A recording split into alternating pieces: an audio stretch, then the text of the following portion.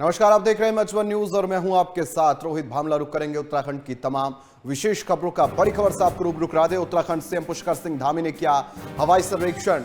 उत्तरकाशी में आपदा प्रभावित इलाकों का हवाई सर्वेक्षण किया है मुख्यमंत्री ने। राहत और बचाव कार्यों की समीक्षा करेंगे मुख्यमंत्री पुष्कर सिंह धामी। मुख्यमंत्री ने कहा कि आपदा के वक्त सरकार लोगों के साथ खड़ी है और इसी को लेकर लगातार मुख्यमंत्री पुष्कर सिंह धामी हवाई सर्वेक्षण करते हुए नजर आ रहे हैं। उत्तरकाशी में आपदा प्रभावित इलाकों का हवाई सर्वेक्षण किया है मुख्यमंत्री ने। राहत और बचाव कार्यों की समीक्षा करेंगे मुख्यमंत्री और आपदा के वक्त सरकार लोगों के साथ खड़ी है। मुख्यमंत्री ने स्पष्ट कहा है कि हम हर परिस्थिति में अपनी जनता के साथ खड़े हैं और जनता के लिए हर संभव मदद जो है मुहैया कराएंगे। बता दें आपको कि फिलहाल उत्तराखंड में लगातार हो रही बारिश और बाढ़ जैसी स्थितियों से लोगों को काफी परेशानियों का सामना करना पड़ रहा है, लेकिन उसी सिलसिले में मुख्यमंत्री पुष्कर सिंह धामी ने हवाई सर्वेक्षण किया है और प्रभावित इलाकों का जायजा लिया है।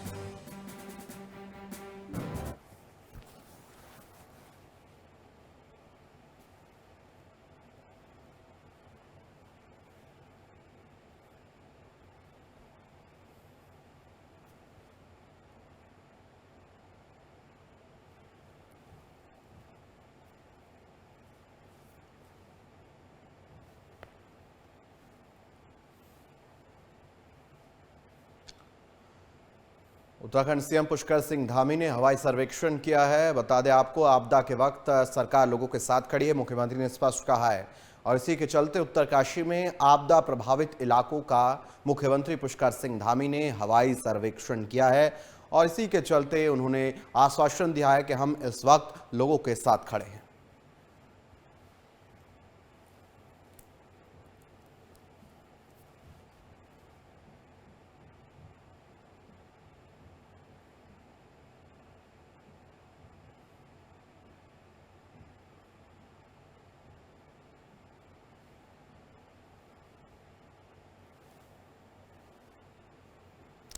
तो मुख्यमंत्री पुष्कर सिंह धामी ने उत्तरकाशी के तमाम प्रभावित इलाकों का हवाई सर्वेक्षण किया है। उन्होंने आश्वासन दिया है कि इस दुख की घड़ी में हम लोगों के साथ खड़े हुए हैं। हम हर स्थिति में अपने तमाम लोगों के साथ खड़े हुए हैं। हम हर मदद जो है वो मुहैया कराएंगे तमाम लोगों को। और इसी को लेकर फिलहाल मुख्यमंत्री पुष्कर सिंह धामी ने आपदा से प्रभावित उन तमाम इलाकों का हवाई सर्वेक्षण किया है जहां पर लोगों को परेशानियां हो रही है। और हवाई सर्वेक्षण के दौरान उन्होंने स्थिति का जायजा भी लिया कि किस तरह की स्थिति वहां बनी हुई है। और साथ ही साथ इसी हवाई सर्वेक्षण के दौरान मुख्यमंत्री ने स्पष्ट कर दिया है कि हम तमाम लोगों के साथ खड़े हैं। आपदा के वक्त सरकार लोगों के साथ खड़ी है, कंधे से कंधा मिलाकर आगे बढ़ेंगे और विकास से जुड़े हुए तमाम कार्य जो है वो भी किए जाएंगे। साथ ही लोगों को आपदा से निपटने के लिए भी हर संभव मदद जो है वो सरकार मुहैया कराएगी। मुख्यमंत्री पुष्कर सिंह धामी उत्तरकाशी के हवाई सर्वेक्षण पर रहे जहां पर उन्होंने प्रभावित इलाकों का हवाई सर्वेक्षण किया, स्थिति का आकलन किया, जायजा लिया और जाना कि आखिर क्या परिस्थितियां वहां पर बनी हुई हैं। इसी दौरान मुख्यमंत्री ने आपदा के वक्त सरकार को लोगों के साथ खड़ा हुआ बताया। साथ ही उन्होंने कहा कि हम हर संभव मदद लोगों को मुहैया कराएंगे।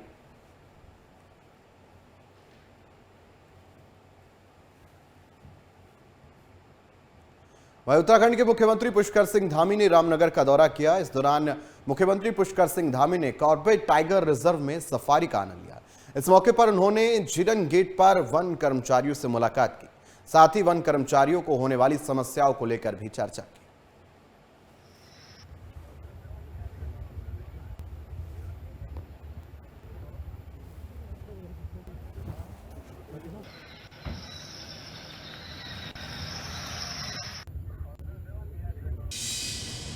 उत्तराखंड का वनों से आच्छादित है, नहीं फॉरेस्ट एरिया है 70%। तो यहाँ अन्य प्रकार की जो संभावनाएं हैं, जैसे स्नो लेपर्ड, हमारे जो पर्वतीय क्षेत्र हैं, उत्तरकाशी है, चमोली है, मुंशियारी है, इन क्षेत्रों में हम उन संभावनाओं पर भी विचार कर रहे हैं। फिश एंगलिंग है, हमारी राफ्टिंग क्षेत्र हैं, बूम है, हमारा शिवपुरी में ऑलरेडी बड़ी राफ्टिंग होती है। टिहरी वाटर स्पोर्ट्स का एक बड़ा हब बनता जा रहा है। तो ऐसे अनेक संभावनाओं पर हम विचार कर रहे हैं और जीव जंतुओं के लिए, क्योंकि ये हमको कई प्रकार का इकोसिस्टम इन वनों के कारण से बनता है।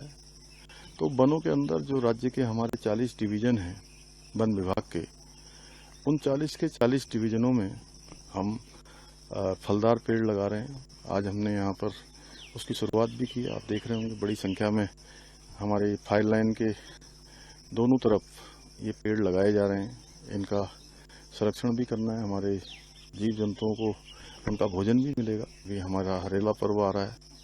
हरेला पर्व पर हमारा सभी वन विभाग के लोगों से पहले से ही हमने कहा है, उसकी व्यवस्था बन रही है कि 1000 पेड़ प्रत्येक डिवीजन में फलदार पेड़ भी लगाए जाएंगे। देहरादून के सर्वे चौक पर स्थित IRDT ऑडिटोरियम में स्वास्थ्य संवाद एवं स्वास्थ्य सेवा सम्मान समारोह का आयोजन किया गया, जिसमें केंद्रीय राज्य मंत्री अजय टम्टा और कैबिनेट मंत्री सुबोध उनियाल, राज्य महिला आयोग के अध्यक्ष कुसुम कंडवाल समेत कई लोग मौजूद रहे। इस मौके पर 26 डॉक्टरों को सम्मानित भी किया गया। तो वहीं केंद्रीय राज्य मंत्री अजय टम्टा ने कहा कि डॉक्टर आपातकालीन स्थिति में जो योगदान देते हैं वो अभूतपूर्व है। वहीं कैबिनेट मंत्री सुबोध उनियाल ने बताया कि डॉक्टरों ने न केवल एक पेशेवर काम किया है, बल्कि वे समाज के लिए भी एक प्रेरक शक्ति है। उन्हें सम्मान देना सिर्फ औपचारिकता नहीं, बल्कि समाज की जिम्मेदारी भी है।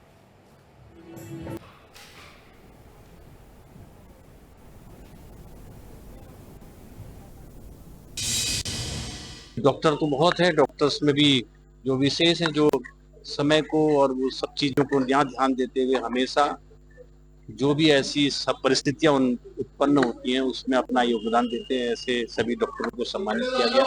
मैं ऐसे सब संगठन को बधाई देता हूं, शुभकामनाएं देता हूं और मुझे आज के इस कार्यक्रम में आने का अवसर मिला है।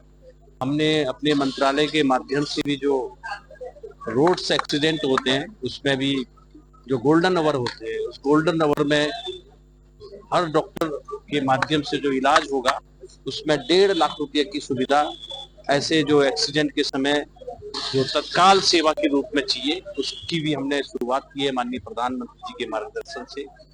और आज हमने कहा है कि डॉक्टर्स आपस में इसको ज्यादा से ज्यादा लोगों को सर्कुलेट करें और जिससे कि कोई ऐसे एक्सीडेंट केस आए उसमें भी हम लोगों का जीवन बचा पाए और भारत सरकार की इस सुविधा का लाभ ले। उत्तराखंड के मुख्यमंत्री पुष्कर सिंह धामी ने केंद्रीय नागरिक उड्डयन मंत्री के सामने पर्वतीय राज्यों के लिए हेली सेवाओं को लेकर अलग नीति बनाने की मांग की है। मुख्यमंत्री पुष्कर सिंह धामी ने उत्तराखंड में 4 धाम यात्रा के दौरान हुए हेलीकॉप्टर की घटनाओं को देखते हुए ये मांग रखी है, जिस पर केंद्रीय नागरिक उड्डयन मंत्री राममोहन नायडू ने भी बताया है कि इसके लिए कई तरह के सुझाव सामने आए हैं और उन पर विचार किया जा रहा है और इसके साथ ही केदारनाथ की प्राकृतिक परिस्थितियों को भी देखा जाएगा और ट्रैफिक कंट्रोल की स्थापना को लेकर अन्य विकल्प पर भी चर्चा की जा रही है।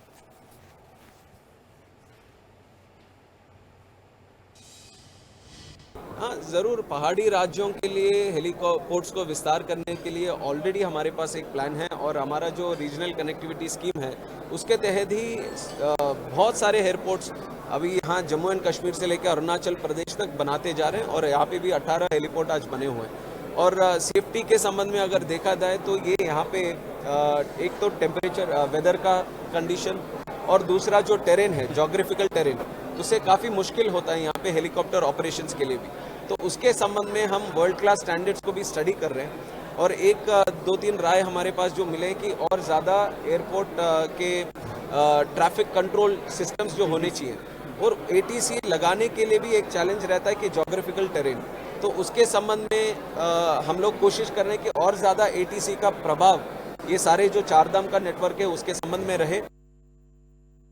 वहीं मसूरी में तिब्बती धर्मगुरु दलाई लामा के जन्म दिवस पर तिब्बती समुदाय ने भव्य कार्यक्रम का आयोजन किया। इस कार्यक्रम में पारंपरिक सांस्कृतिक प्रस्तुतियों का आयोजन किया गया। कार्यक्रम की शुरुआत दलाई लामा के जीवन परिचय और उनके विश्व शांति, करुणा और अहिंसा के संदेश के साथ की गई। वहीं इस मौके पर वक्ताओं ने उनके संघर्षमय जीवन, उनके योगदान और वैश्विक स्तर पर उनके आध्यात्मिक नेतृत्व की सराहना की। इस आयोजन में पर्यावरण संरक्षण पर भी विशेष बल दिया गया। कार्यक्रम में मौजूद सभी लोगों ने पर्यावरण संरक्षण और विकास की दिशा में कार्य करने का संकल्प लिया। हरिद्वार के SSP के दिशा निर्देश पर कावड़ मेले को लेकर खड़खड़ी पुलिस चौकी के क्षेत्र में लाउड स्पीकर के जरिए होटल और ढाबों के मालिकों से होटल, ढाबों और रेस्टोरेंट की इस बीच मेरिट लिस्ट लगाने का निर्देश दिया गया। साथ ही कर्मचारियों के सत्यापन करने, CCTV कैमरे लगाने और QR कोड लगाने के लिए भी उनकी जानकारी दी गई है। इसके अलावा सड़क किनारे अतिक्रमण न लगाने के संबंध में भी निर्देश दिए गए हैं। पुलिस अधिकारी ने बताया कि सभी होटल, ढाबों और रेस्टोरेंट की चेकिंग की जा रही है। इस दौरान कोई नियमों का उल्लंघन करता पाया गया तो उसके खिलाफ सख्त कार्रवाई की जाएगी। मद्देनजर सभी होटल, ढाबों, रेस्टोरेंट व होटल में कैमरों की सुचारू रूप से व्यवस्था करवाएं। चलिए, इसी खबर पर तमाम जानकारी के लिए मनोज कश्यप हमारे सहयोगी हमारे साथ जुड़ चुके हैं, उनका रुख करेंगे। मनोज, फिलहाल कावड़ मेले को लेकर तैयारियां तेज हो चुकी है। एसएसपी के निर्देश पर विशेष अभियान चलाया जा रहा है। अभियान में क्या कुछ खास और फिलहाल बताया जा रहा है? होटल, ढाबा और रेस्टोरेंट मालिकों को निर्देश दिए गए हैं, क्या कुछ ये निर्देश और कैसे अहम रहने वाले हैं कावड़ मेले के मद्देनजर?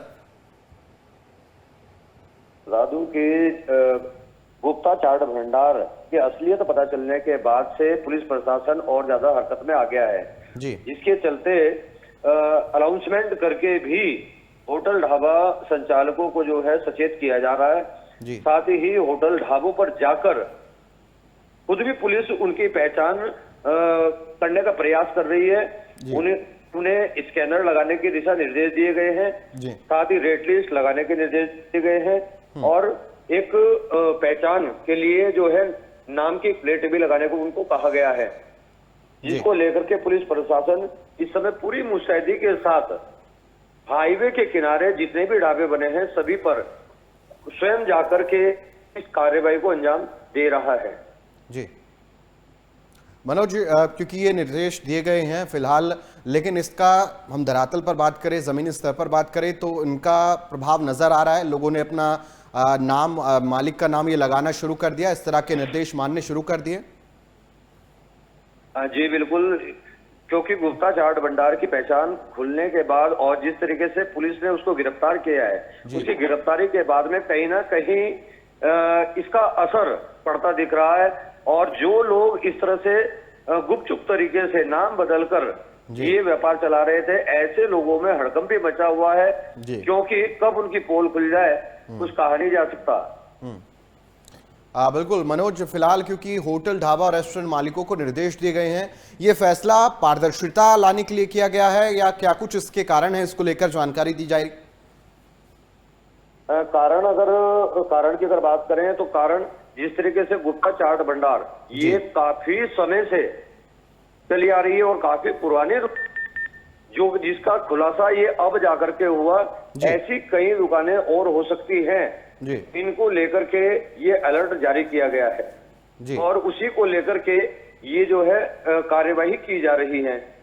तो इन सभी चीजों को अगर देखें तो कावड़ यात्रा से पहले इसीलिए पुलिस प्रशासन हरकत में आया कि कावड़ यात्रा में अगर ऐसा कोई खुलासा होता है तो इसका परिणाम कुछ भयंकर भी हो सकता है, क्योंकि कावड़ यात्रा के दौरान कावड़ यात्री उग्र भी हो सकता है। अगर कहीं ऐसा खुलासा होता है तो उसको देखते हुए ये एहतियात बरती जा रही है और किसी भी तरह की कोई लापरवाही, कोताही नहीं बरती जा रही है। जी मनोज, तमाम दिशा निर्देश दिए गए हैं, प्रशासन लगातार ये आदेश दे रहा है कि इस तरह का काम किया जाए, लेकिन जो लोग इस तरह के निर्देशों को पालन नहीं कर रहे हैं, अपना जो रूल्स है उसको फॉलो नहीं कर रहे हैं, उन पर क्या कुछ कार्रवाई की जाएगी?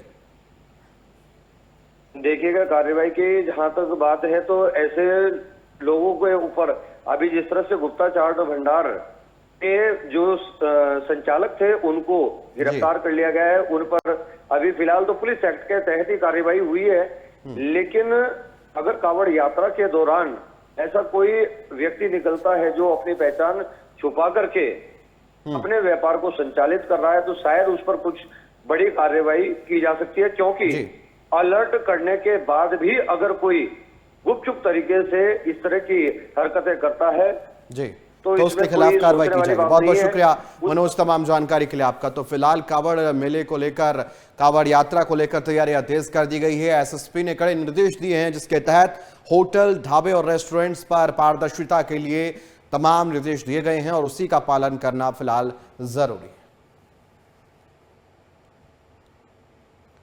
वहीं उत्तराखंड के मुख्यमंत्री पुष्कर सिंह धामी ने कैलाश मानसरोवर यात्रा के जत्थे को शनिवार को टनकपुर से रवाना किया था। तो वहीं मानसून के दौरान यात्रा में कोई रुकावट ना बने, इसको लेकर आपदा विभाग भी अलर्ट मोड पर है। आपदा सचिव विनोद कुमार सुमन ने बताया कि आपदा विभाग की कोशिश है कि मानसरोवर श्रद्धालुओं को मानसून के दौरान किसी भी तरह की परेशानियों का सामना न करना पड़े। उन्होंने यह भी कहा कि भारी बारिश के कारण कहीं भी कोई रुकावट आती है तो उसे जल्द से जल्द ठीक किया जाएगा।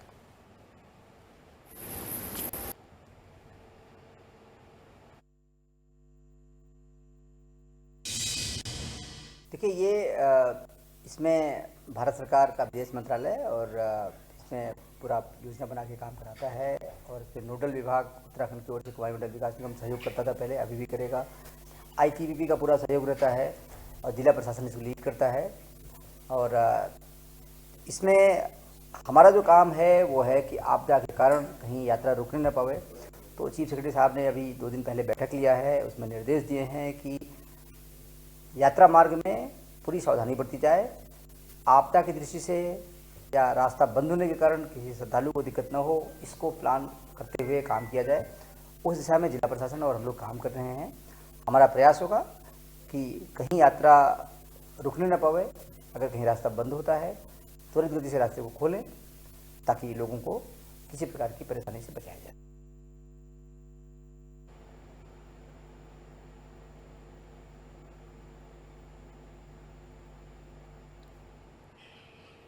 चलिए, इसी पर चर्चा करने के लिए मनीष ढंगवाल हमारे सहयोगी हमारे साथ जुड़ चुके हैं, उनका रुख करेंगे। मनीष, कैलाश मानसरोवर यात्रा को लेकर आपदा विभाग अलर्ट हो गया। मुख्यमंत्री पुष्कर सिंह धामी ने हालांकि पहले जत्थे को रवाना किया था, लेकिन मानसून का सीजन है, किसी भी तरह की परेशानी हो उसके लिए फिलहाल प्लानिंग की जा रही है। क्या कुछ इसको लेकर जानकारी, क्या कुछ अपडेट सामने आ रहा है? बिल्कुल, जिस तरीके से उत्तराखंड में 4 धाम यात्रा चल रही है, तो वहीं अब कैलाश मानसरोवर जो है यात्रा जो है वो उत्तराखंड से भी शुरुआत हो गई। और सबसे बड़ी बात है कि कोविड के बाद 5 साल बाद ये यात्रा जो है वो शुरू हो रही है, इसलिए जो पड़ाव उत्तराखंड से इस यात्रा का पड़ता है, आपदा विभाग जो पूरी तरीके से तैयार जो है वो रहने की बात कर रहा है। और किसी भी परिस्थिति में यदि अगर कोई मानसून की वजह से कोई यात्रियों को दिक्कत होती है, लैंडस्लाइड वगैरह होता है, तो फिर आपदा विभाग इस चुनौती से पार पाने के लिए जो है वो तैयार रहने की बात कर रहा है। और जो आपदा प्रबंधन सचिव विनोद कुमार सुमन, उनका साफ तौर से कहना है कि मुख्यमंत्री पुष्कर सिंह धामी ने भी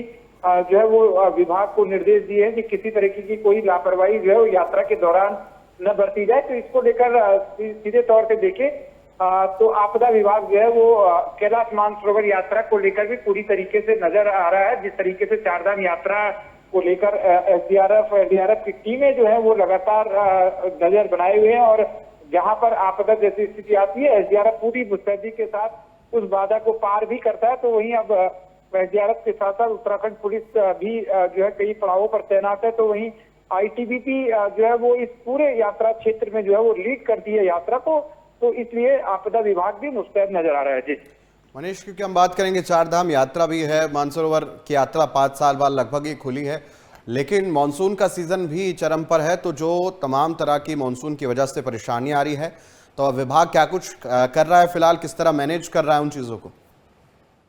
देखिए, आपदा विभाग की बात करें तो आपदा विभाग जो है पूरी तरीके से अलर्ट मोड में इन दिनों नजर आ रहा है। जैसे ही मौसम विभाग के द्वारा अलर्ट जारी किया जाता है, मौसम जो आपदा विभाग है पूरी तरीके से एक तरफ से तैयारियों में जुट जाता है। तो सीधे तरीके से देखें तो जो है वो पूरी तरीके से अलर्ट रहने की बात करता है। और अमूमन देखा भी जाता है कि कहीं पर कोई घटना घटती है तो आपदा विभाग जो है वो पूरी तैयारी के साथ मोर्चे पर डटता भी है। जी चलिए, बहुत बहुत शुक्रिया मनीष आपका तमाम जानकारी के लिए। तो फिलहाल कैलाश मानसरोवर यात्रा को लेकर आपदा विभाग अलर्ट पर है, तमाम तैयारियां की जा रही है ताकि किसी भी तरह की परेशानी तमाम श्रद्धालुओं को ना। उत्तराखंड में मानसून के बाद कई इलाकों में लगातार बारिश हो रही है। इसी बीच PWD विभाग को राज्य में संचालित पुलों के निरीक्षण की जिम्मेदारी दी गई है। हालांकि इस बार PWD विभाग ने मानसून से पहले ही पुलों का निरीक्षण पूरा नहीं कर। प्रदेश में कनेक्टिविटी बढ़ाने के लिए 3400 से अधिक पुल मौजूद है। PWD विभाग की ओर से अब तक लगभग 2400 पुलों का ही निरीक्षण किया गया है।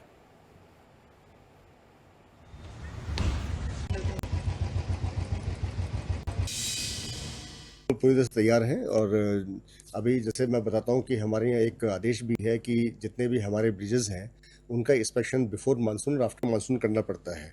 तो लगभग 3451 ब्रिजेस हमारे हैं, जिसमें से 2496 ब्रिजेस का प्री मानसून इंस्पेक्शन हमारे फील्ड अभियंता द्वारा किया जा चुका है। वह उत्तराखंड के पर्वतीय क्षेत्रों में मानसून के कारण जहां भारी बारिश हो रही है, तो वहीं बारिश की वजह से तबाही और नुकसान की तस्वीरें भी सामने आ रही है। वहीं इस बारिश से केंद्र सरकार की जल जीवन मिशन योजना को लाभ मिल रहा है। मानसून की दस्तक के बाद प्रदेश में हो रही अच्छी बारिश और इसके कारण जल जीवन मिशन के सबसे बड़े रिसोर्स ग्राउंड वाटर लेवल में बढ़ोतरी दर्ज की जा रही है। हालांकि इस बारिश से जल जीवन मिशन का काम बाधित जरूर हुआ है, तो ये लैंडस्लाइड की घटनाओं के चलते भी लोगों के घरों तक इस बीच पानी पहुंचाना और पाइपलाइन बिछाने में परेशानी हो रही है। हालांकि इसके लिए जो तय समय किया गया था विभाग ने, उससे पहले भी अपने टारगेट को लगभग अभी तक पूरा कर लिया है।